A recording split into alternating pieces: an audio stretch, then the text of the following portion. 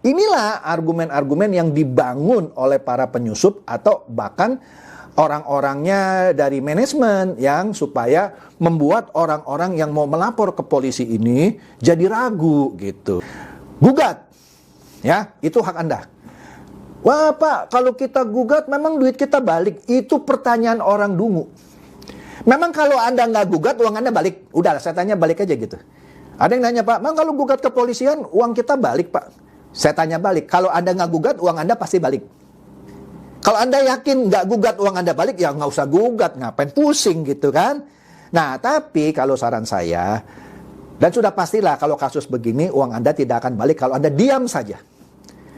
Kalau Anda gugat, ya, sekarang ini Kabar Eskrim sudah bilang, bentuklah paguyuban, pakailah kuasa hukum, ya, nanti di situ ada gugatan, kalau disita asetnya berapapun hasil sita dikembalikan kepada penggugat, yaitu para korban. Yang menggugat loh ya.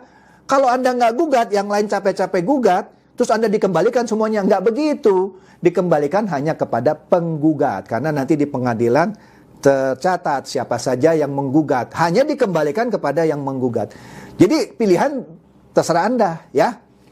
Oke deh, gitu aja. Supaya Anda nih, supaya jadi cerdas, ya. Jangan mau dibohongin sama si licik ini satu, ya. Memang pakai jas, keren dia, tapi dia tukang tipu. Oke? Apakah uang korban investasi ilegal, bodong, seperti binomo dan kotek bisa kembali? Pada para korban, kami sarankan untuk membentuk suatu paguyuban bersama. Jadi jangan mengurus sendiri-sendiri. Kemudian ditunjuk siapa kuasa hukumnya. Dan menginventarisir investasi-investasi yang mereka sudah lakukan. Kemudian secara bersama-sama nanti mengajukan kepada pengadilan agar seluruh aset sitaan nanti akan dikembalikan kepada paguyuban yang dibentuk oleh korban-korban investasi bodong ini. Nah, kemudian nanti akan putusan pengadilan akan diberikan kepada, akan diputuskan nanti pengadilan akan memutuskan bahwa uang itu akan dianukan kemana supaya tidak nanti disita untuk negara. Jadi saya rasa mohon dibentuk paguyuban, kemudian diinventarisir aset-asetnya, jangan sampai nanti ada yang kelewatan, karena kalau sampai nanti sudah terbagi ternyata masih ada korban lain yang belum kebagian, ini kan bisa menjadi masalah belakang hari. Bareskrim ketika ngomong ternyata benar kan, disarankan untuk para korban untuk membuat sebuah paguyuban, ya kan, kemudian nanti untuk meminta uang dari, misalnya kalau pengadilan putusan, jadi nanti uangnya itu untuk dikembalikan ke korban, karena kalau tidak akan dikembalikan ke negara.